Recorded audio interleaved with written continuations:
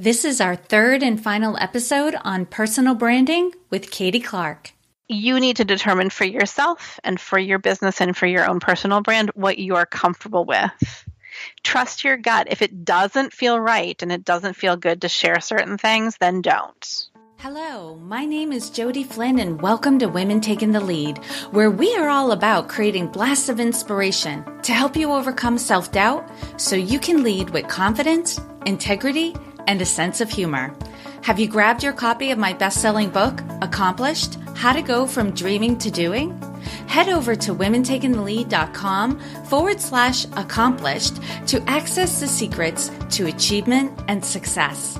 Now, your future awaits, so let's get started. Hey everyone, before we dive back in with Katie, I wanted to share how thrilled I am to be promoting tea, specifically Simple Loose Leaf Tea as my sponsor. I went through their website and I found my favorite tea, Moroccan Mint.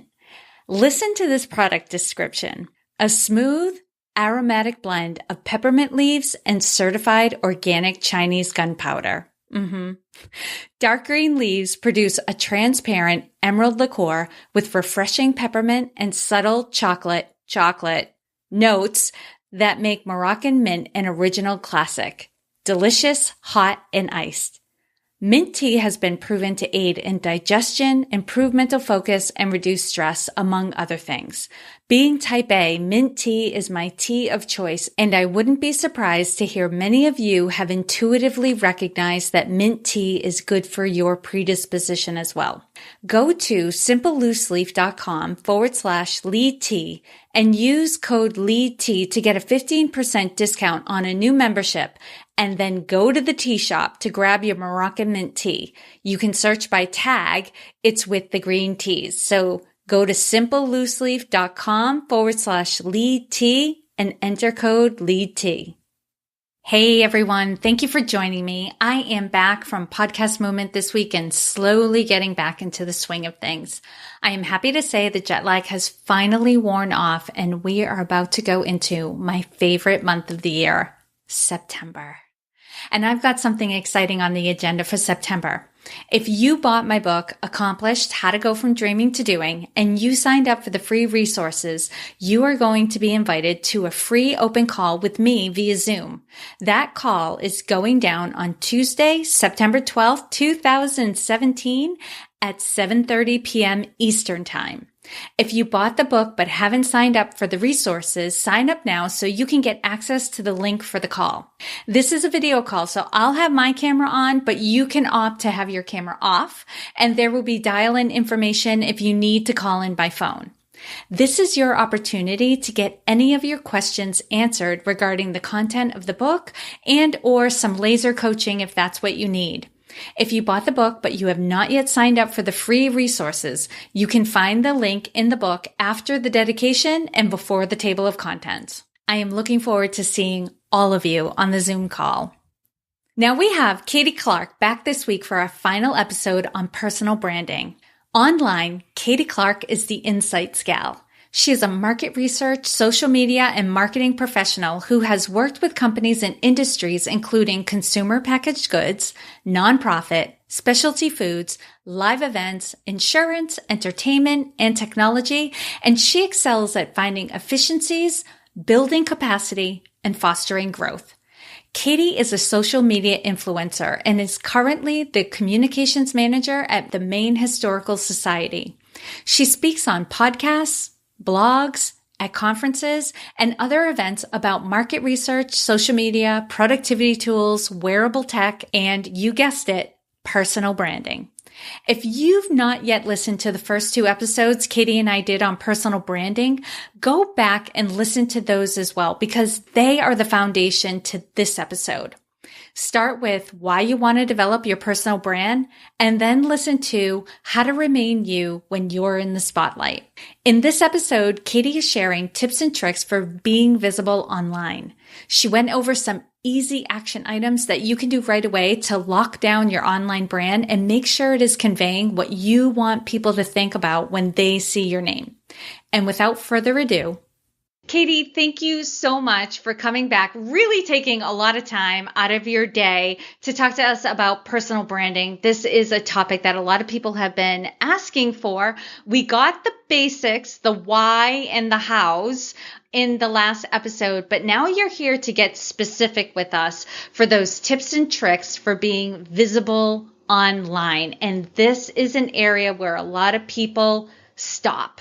Right? They get the personal brand. They might be doing some local stuff, networking and that sort of thing. But when they get online, they feel like they're just tripping and falling. So help us out with this, Katie. Absolutely. And thank you so much for having me back. I love talking about personal branding and I love being online like most of us. So it's marrying those two things. So let's start with the real basics. And as you had said, you're right. This trips a lot of people up. They've cultivated their personal brand in person and in their community. But when they think about getting online with all of this, it can be a little scary. So let's demystify it and make it not scary. So I've got some tips and tricks. And some of these we may have thought about, but we need to do. So for instance, please Google yourself. What comes up first? Is it what you want to convey? Is the information that you're putting out there not even showing up on the front page of Google? So look at what comes up. The other flip side to that is you might not be, the most famous person with your name that comes up. I remember working with a student actually in the Portland, Maine area whose name was Jennifer Lopez. Now, she has a higher hurdle to climb when she talks about personal branding for what she does, because she's not a singer. But look at what comes up first. It's really important for you to know that just because employers, interviewers, media, anyone, they're going to Google you if they're interested in you, coming to speak with their organization or for interviewing in the media. Just know what comes up to the top. If something unsavory comes up to the top, then know what that is and how to address it. Again, it might not have anything to do with you personally, but if someone with the spelling of your name is a felon, you kind of need to know that. Go ahead. I have a great example for this because I have Googled myself, and with the spelling of my name being Jodi, there is a Jodi Flynn who is a director and a producer, and she worked on the TV show Hoarders, and she also aligned herself with a big media company in Canada. So when you Google Jodi Flynn, she will also come up, and we have similar coloring too, which is really funny. I should reach out to her someday and say hello. But then on the flip side of things, locally, there is a Jodi Flynn, same spelling as my name, who went to jail for 3 years for embezzlement. See, right? It's good to know these things. I mean, and I will say, some of them can be conversation starters. They would say, "Are you the Jodi Flynn who is involved in Hoarders?" No, but I watched this. I mean, that's a fun conversation starter. For me, there's a Katie Clark who's a poet. It's not me, but that's great. My husband, it's even funnier because there's a Darren Clark who's a very famous golfer. And so he gets asked all the time, "Oh, Darren Clark, do you golf?" And that's a great conversation starter as well. So again, that's that very, very basic first step. What comes up first? Is it what you want to convey? And again, it may have nothing to do with you, but you kind of need to know what comes up with your name. Because people do Google your name. Absolutely. Absolutely. And human resources professionals do. And you need to know that. And I think the statistic is something like 70% of human resource professionals have actually rejected job candidates based on information they found online. As a hiring manager, I can tell you absolutely, I have Googled job candidates, and we've also gone through and looked at their social media profiles. So know that, things on the internet are public. So if you need to lock down your social media profiles, that's something to do. We can talk about that a little bit further. But know that, again, hiring managers, media, folks who are interested in you are going to look you up. Potential clients do as well. 100%, exactly. So then thinking specifically about, I'll pick on LinkedIn, for example. So tips and tricks for LinkedIn. LinkedIn, if you're in business, it is standard that you have a LinkedIn profile. If you do not, with a photo. Yeah, well, yes, I was about to get there. Yes. Get your LinkedIn profile. Do it now.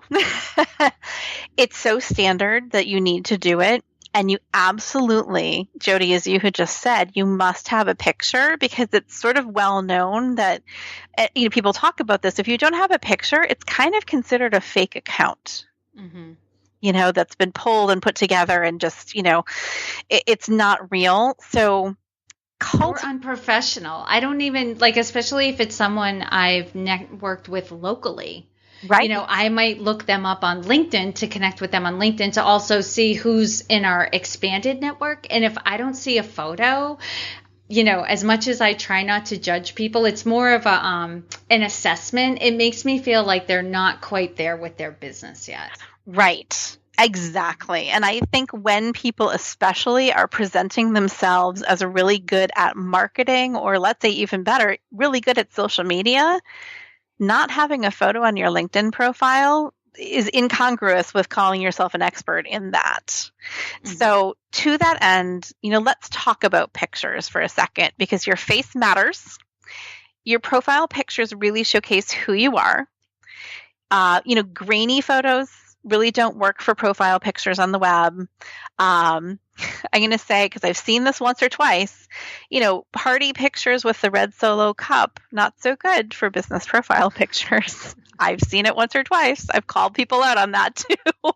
But things like, and people think headshots and they panic, because that can be expensive. Look in your area, because there are often photographers who will do lower cost offerings. There's a photographer here in Portland her name is Judy Beadle, and she does Headshot Sunday. And it's not every Sunday, but she'll put it on Facebook when it is, and it will be a shorter session. It's not a full hour, it's 20 minutes. You get 2 pictures, not 18 or whatever. But that, if you're looking for a lower cost alternative, there are plenty of photographers out there. Look for something like that. And then, as we've been talking about in the last episode and this one, think about the image that you want to convey. Think about how you want to be seen. If you've got some fun, funky accessories, please showcase those. I think of, is it Kathleen Shannon? Yes, Kathleen Shannon, who does Being Boss, the podcast.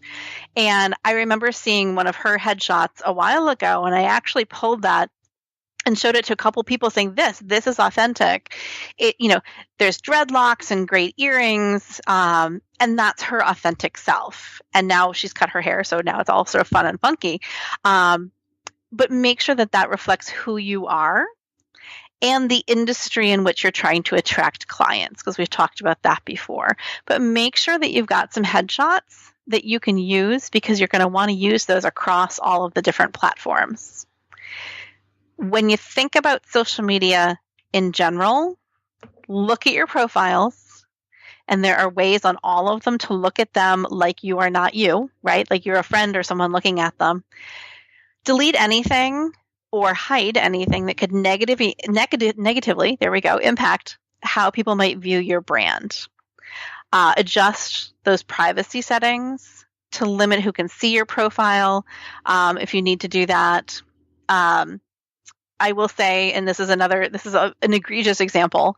I was working with a group of students once, and in that work, I had looked at all their social profiles, and I had to go into a meeting, and I'm a sort of senior level professional person, having to say to one of these people, we don't want any drunk bikini pictures that the hiring managers can see. I'm not saying delete them. I'm just saying fix your security settings and your privacy settings. So please don't do that. Another thing too, when you're Googling yourself and you're looking at social media and you're looking at all of that, is look and see if your name has already been purchased as a URL. So for me, katieclark.com, does that exist out there? I would need to look at that.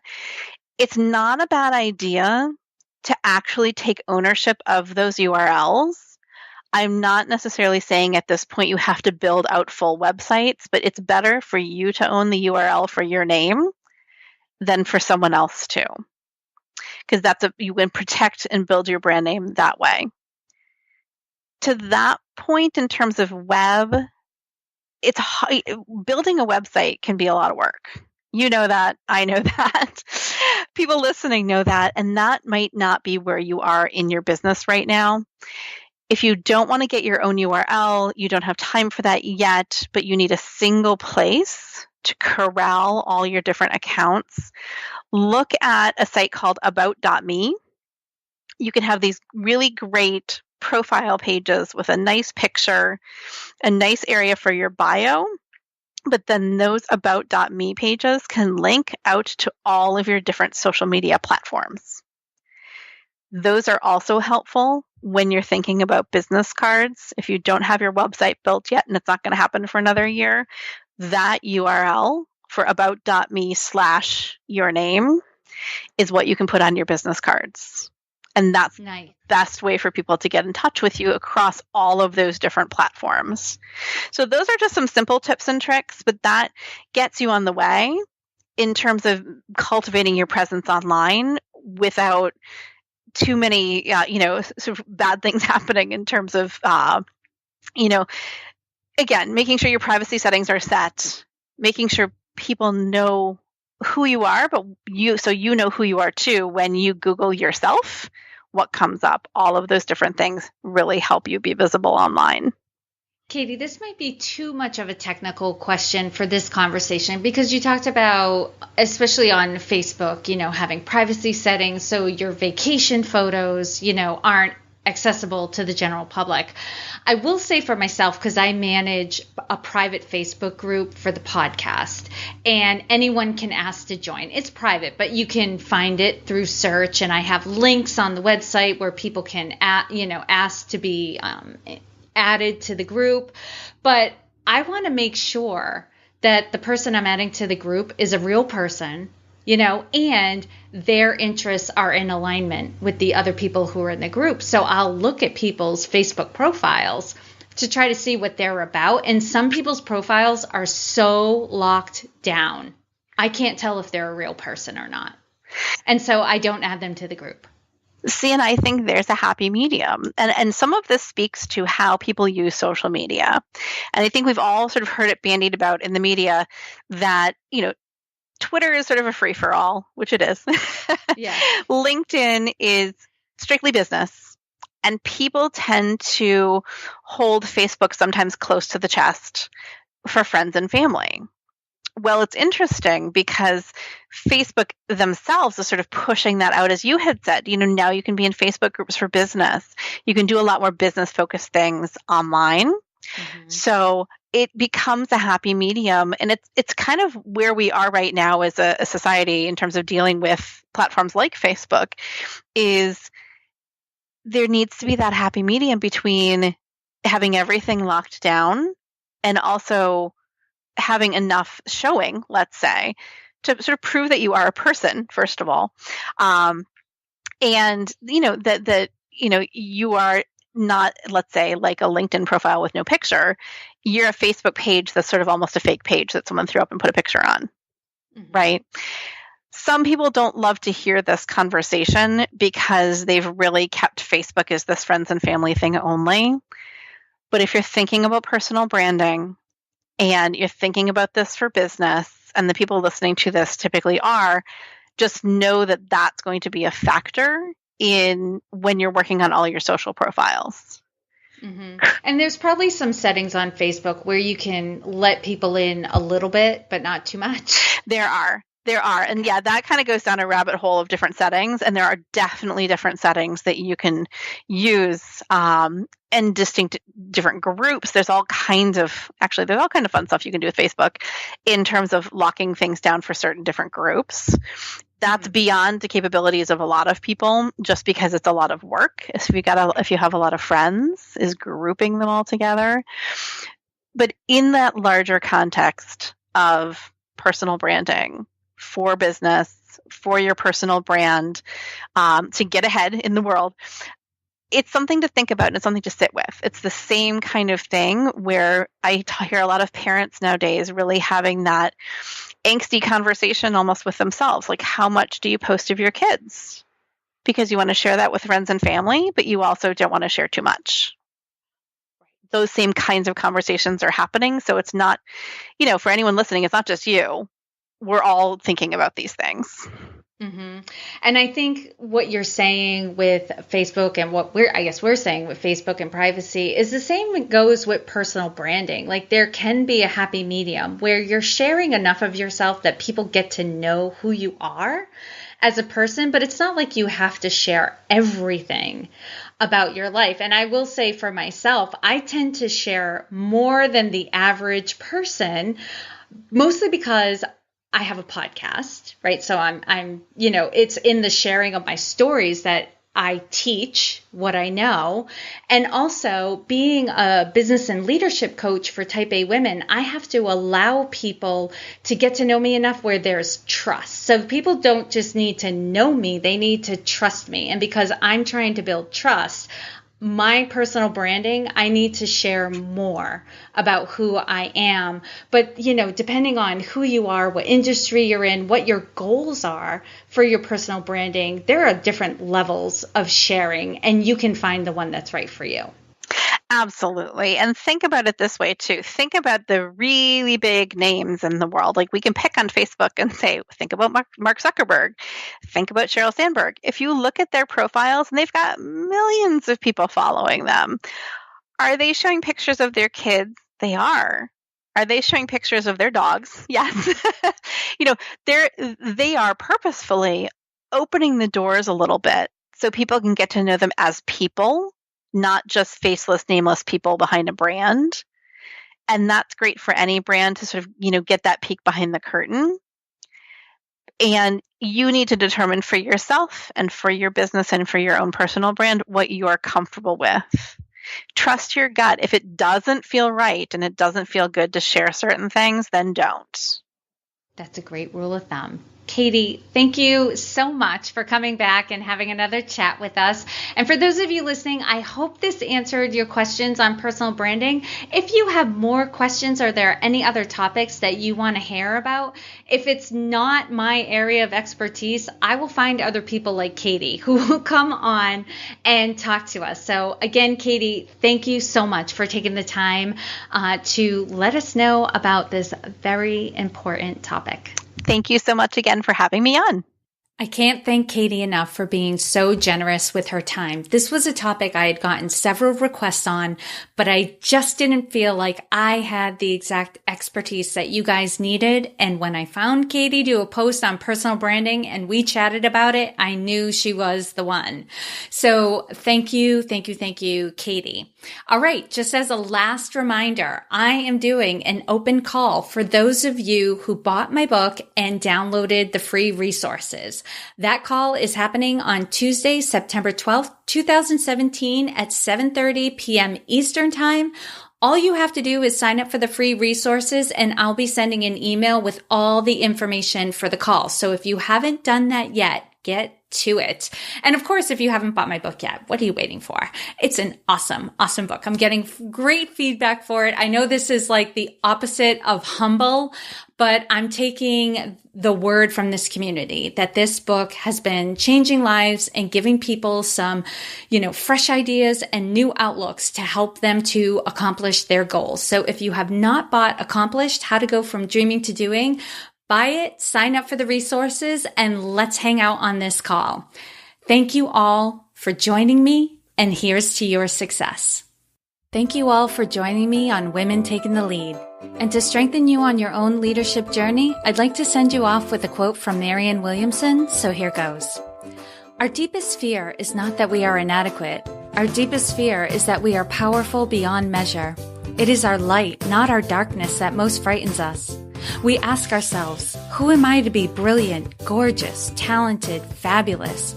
Actually, who are you not to be? You are a child of God.